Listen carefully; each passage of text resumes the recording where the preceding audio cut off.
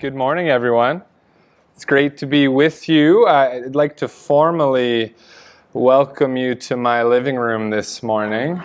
Looks very similar to mine. I always have a full quartet in my living room space in the morning. Thank you for that. It sounds beautiful. I was very, very close to inviting us all to arrive in our pajamas, but I thought we'll save that for another time.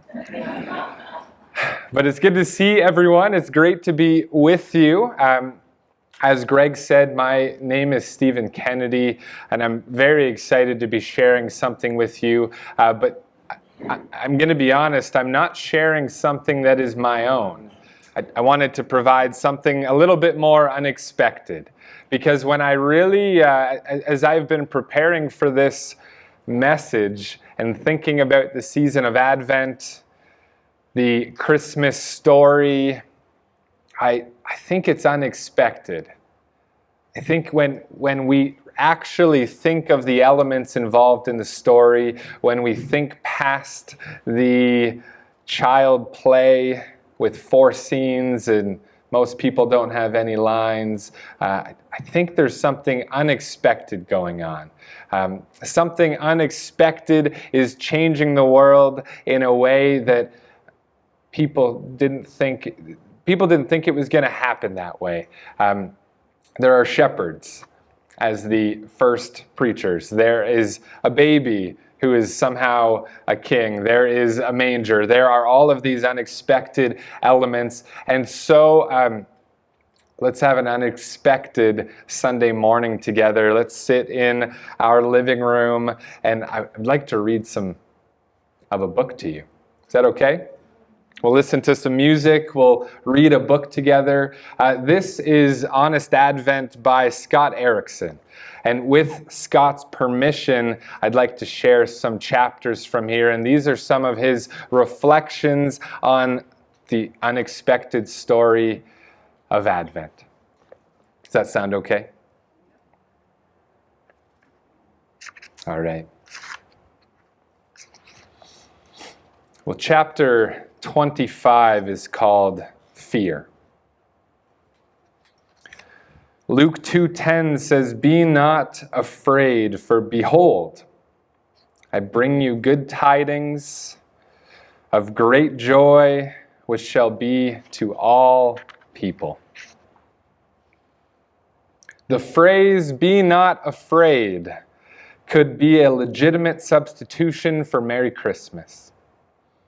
This command kicked off the first message spoken after 400 years of divine silence.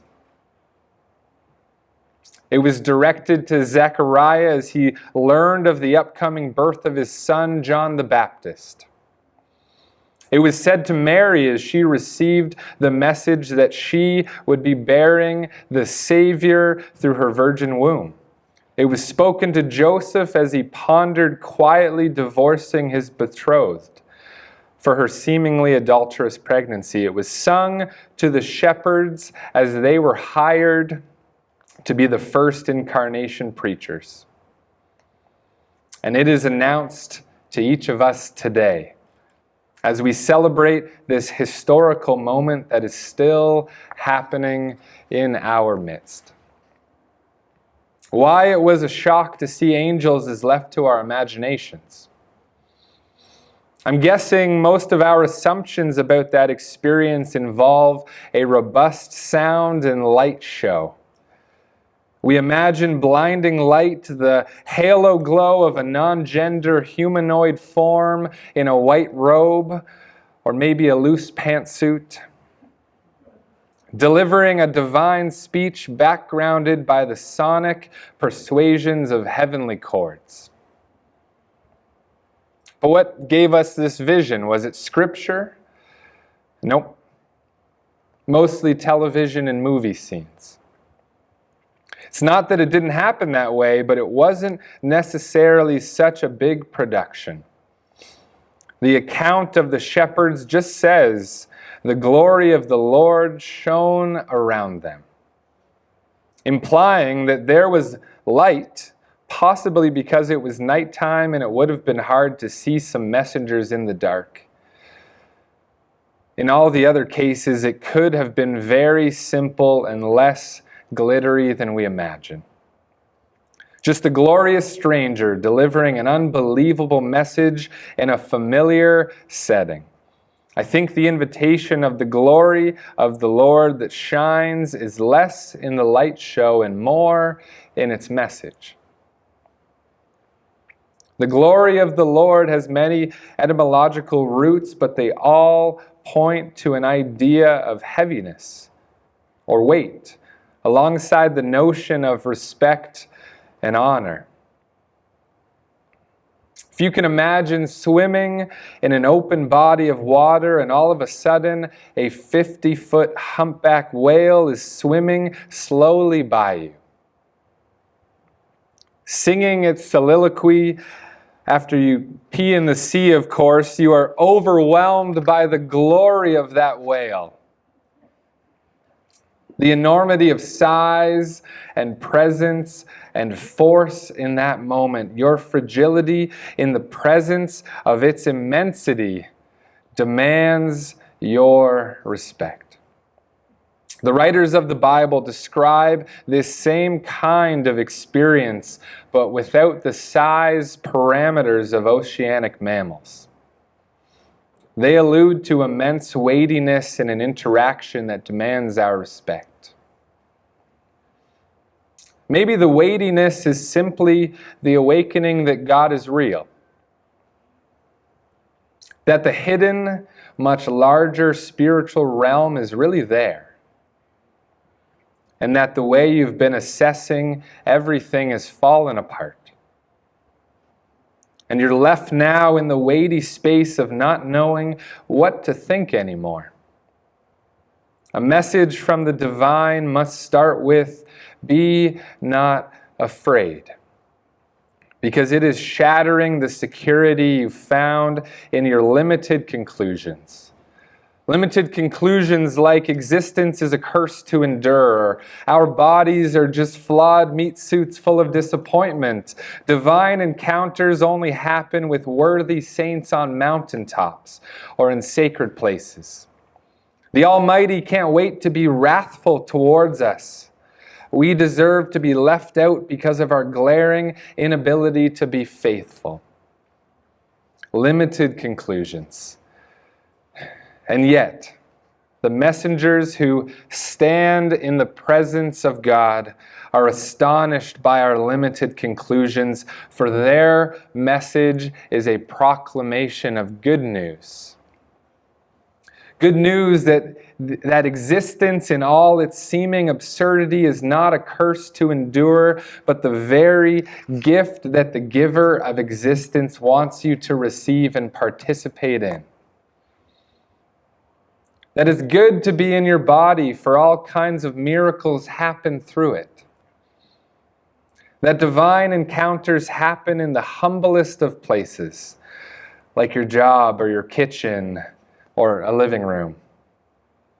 That the Almighty didn't enter the world as a judgmental titan set on condemning, but as a loving participant. And that love is intentionally inclusive in its restoration invitation of all things and isn't worried about not accomplishing what it is set out to do. Don't get me wrong. I'm down with an angelic visit. I'd love to see firsthand what Luke means when he writes, "The glory of the Lord shone around them." And I'd for sure make a painting of it. Think about how famous that painting would be if I could depict it. Not in a celebrity way, but in a true way. Like an image that helps the world find a firm place to stand in the quicksand of insecurity. I haven't had an angelic visit like that, but I give you this image of a little baby being born into our world. One like so many others before me have depicted, because maybe the glory of the Lord shining around is already happening to me and to you and to us. When we consider the weight of that incarnation in our lives today. Maybe the place we experience God with us today is in the very fears we have about our lives. Our own world, our own future, the fears that keep us from believing that anything can be different. The fears that make the silence of the divine feel like centuries have passed. The fears that we are all here, all on our own. The fears we will be holding at our upcoming angelic visit. Today, let our fears be the starting place of divine connection.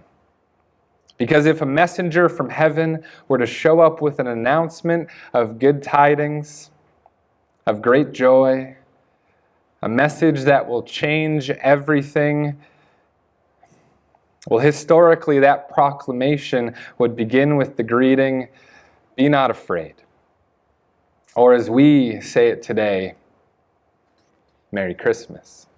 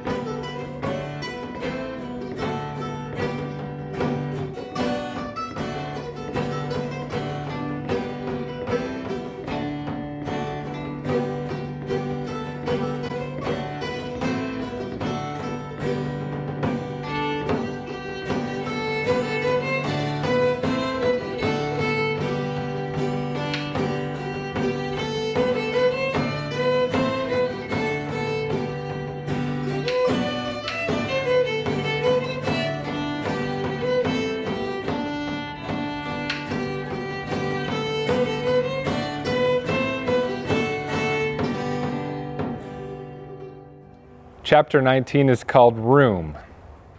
And Luke 2, 6-7 says, "While they were there, the time came for the baby to be born, and she gave birth to her firstborn, a son. She wrapped him in cloths and placed him in a manger because there was no guest room available for them." There was no room for them in the inn is possibly one of the most excavating reveals of this story, and perhaps the most misunderstood. The misunderstanding comes from years of evolving storytelling and our chronological distance from an ancient Middle East context. Their society did not run like our 21st century does. Our traditional telling, fueled mostly by Renaissance paintings and children's Christmas plays at church, would have us believe that pregnant Mary and no speaking lines Joseph are hurriedly making their way to Bethlehem, because this baby is about to pop. But because of the Roman census, all the Holiday Inn Express hotels and La Quinta Inns were booked. But thankfully, one kind hotel manager had a big enough heart to offer his stable to them, and get this, for free. So Mary could give birth to the baby Jesus while a donkey and an ox watched from their hay-filled beds. Oh, and some shepherds showed up later for the inaugural baby visit and brought along their sheep, who also have no speaking lines in the play, but look really cute in their cotton ball costumes. Although this storyline works pleasantly in a 35-minute, small-budget parish production, it's most likely not the way it went down. Mary and Joseph did go to Bethlehem for the census, but they were not in a hurry. The text says that while they were there, the days were completed, meaning they were in Bethlehem for a while, waiting for the baby to come in its own time. And they weren't alone. In this ancient society, family stayed with family, especially pregnant ones. We exist in a highly individualized society where it's normal not to stay overnight in your aunt or uncle's guest room or office, but hospitality and familial connections were of first priority back then. This is where we get tripped up with the word inn. Traditionally, translations have obscured the meaning of this Greek word. We think it means a guest room in a hotel, when really it's a guest room in a home. So rather than being turned away from hotels, Joseph found his relative's house crammed with visiting families who were likely there for the census also. The couple didn't come face to face with closed doors. They just had to make arrangements in the lower level of the house, which in an ancient setting was also a place that often housed livestock overnight to protect them from theft or harm.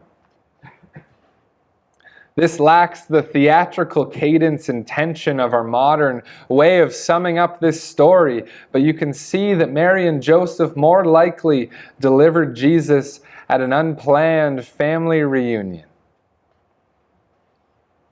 And yet the writer wants you to know that there was no room for them in the usual place where you would host a pregnant family member. I mean, are you telling me that not one cousin, not one aunt or uncle was willing to offer their better room to their family member's pregnant wife-to-be? That feels pretty indicting. Something was going on, and I believe no guest room available for them not only alludes to that, but excavates something deeply personal in all of us as well. We all come from families. And I say this knowing the word family has many different definitions, and no matter how wonderful that relational dynamic is, everyone butts up against the expectations that just naturally form in a familial relationship from time to time. How you're supposed to act at the dinner table, what job you should have, how successful you should be, what kind of person you should marry, what beliefs you should have, what political party you should support, how you should wear your makeup, whether or not you should get tattoos. In the best light, these expectations occur because people love one another and want the best for the ones they care for. But we also know that we are love insecure, and part of finding our love security is checking off the list of what I'm doing right in order to have other people's approval. There is a pressure to conform to the group standard of what it looks like to represent this family's name.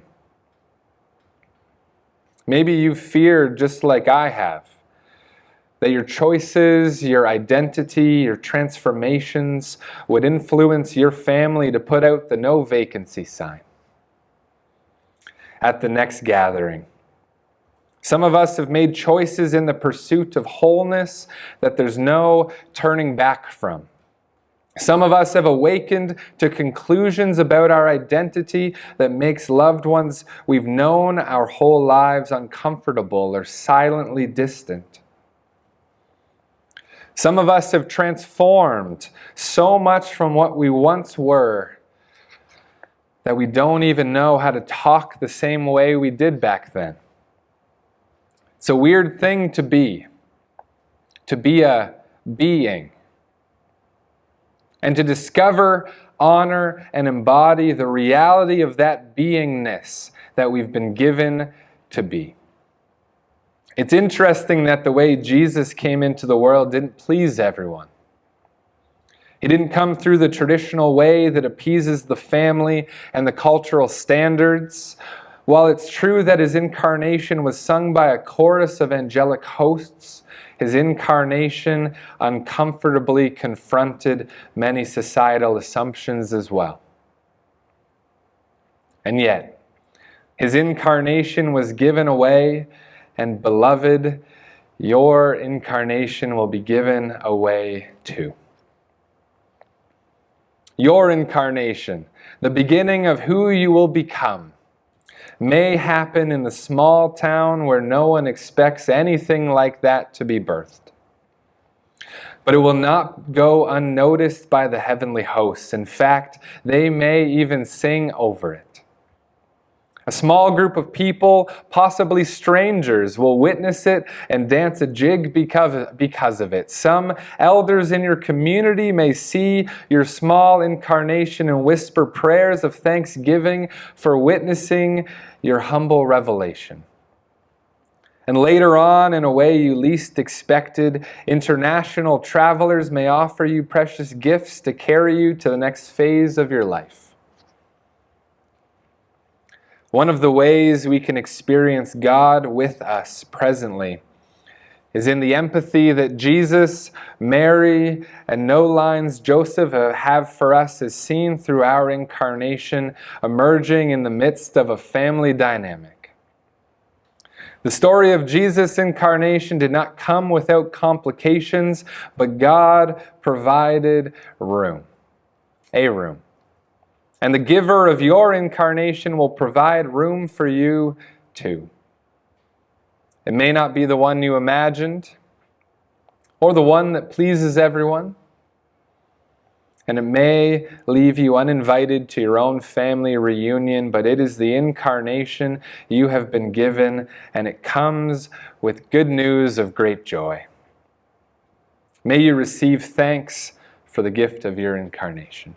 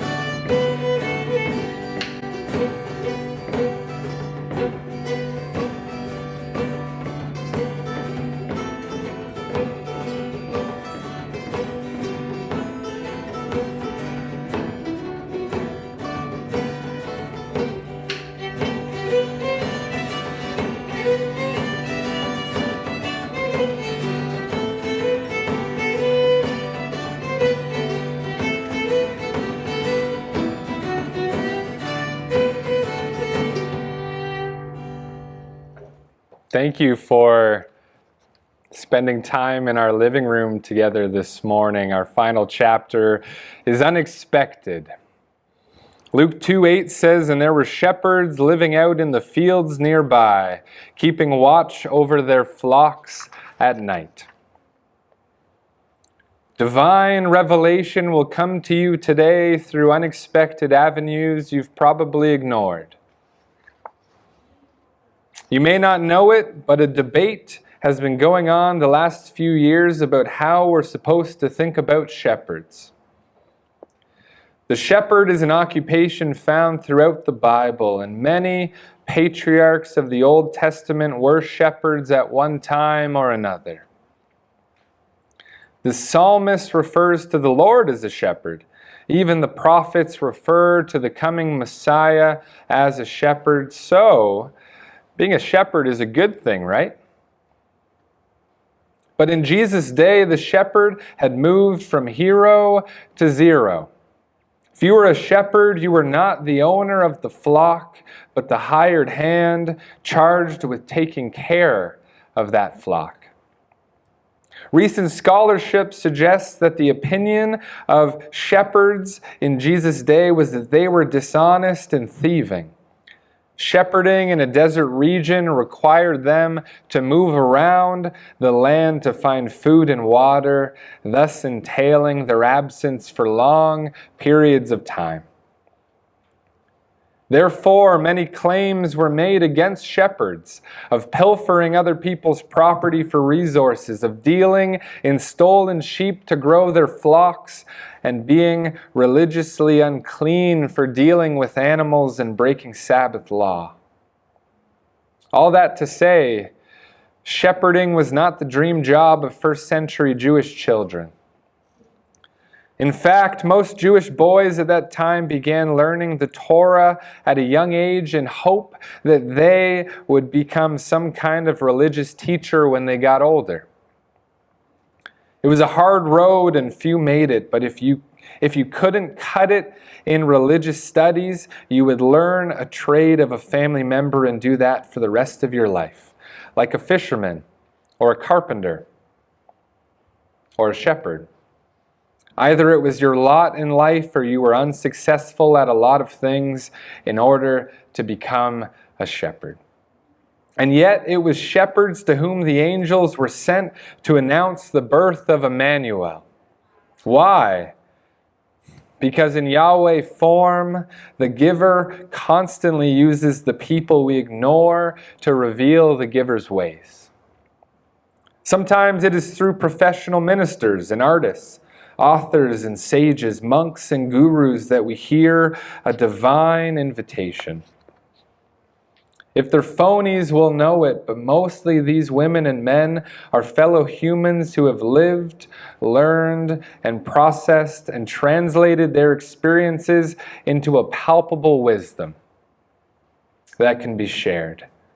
We've heard their witness and it rang true, so we buy their books, we attend their conferences, and go to their concerts hungry for the revelation they have to share. I'm not discrediting the avenues in which we expect to hear a divine revelation.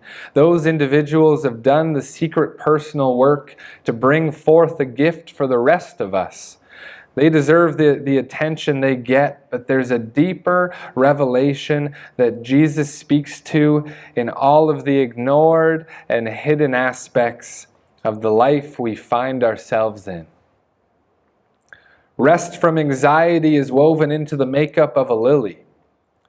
Providential supply is revealed in the eating habits of birds, and the Almighty itself is waiting to be found hidden in someone described as the least of these. A neighborhood kid who spends too much time at your house, or an unemployed dad waiting in the welfare line, or maybe even the elderly Staples employee you mechanically interact with while replenishing your supply of ballpoint pens and computer paper. See, God is bad at PR on purpose, because the divine has no interest in ending up on TV, being big on Instagram, or having its own line of cookware at Target.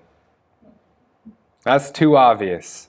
That's what we do with revelation. I understand that the honorable intent whenever we hear something life-changing is to want to share it with as many people as possible so that they can hear it too. To get the most eyes on it, we make it big and loud and shiny and shareable in hopes of going viral on social media and making a lot of lives better, but let's be honest.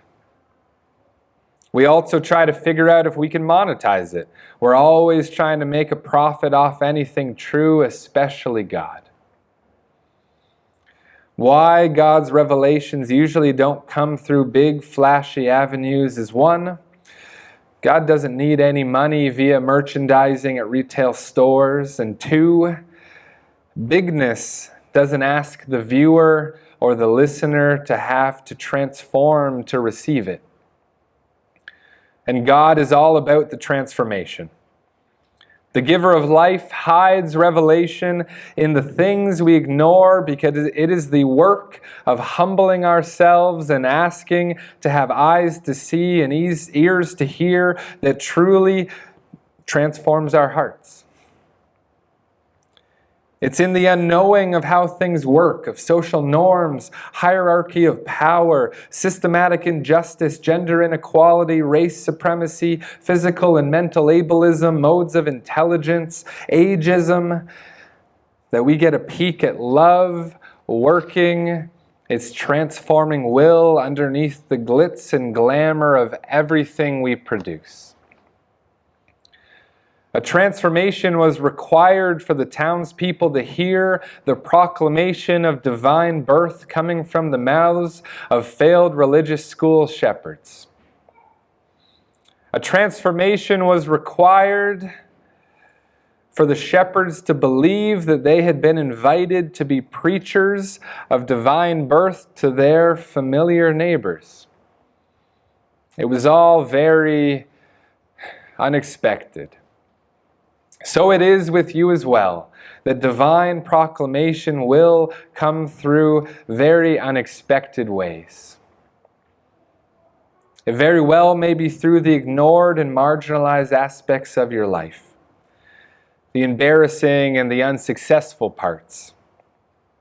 That if you take the time to listen, you'll begin to hear the angelic proclamation, "Do not be afraid. I bring you good news that will cause great joy for all the people today. Today, a Savior has been born to you." May you be given the eyes to see all the unexpected messengers carrying news of divine love birthing into today. And Merry Christmas.